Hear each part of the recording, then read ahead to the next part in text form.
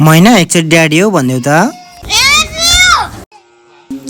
Message आयो मैना, मेसेजको tone बजाइदेऊ त।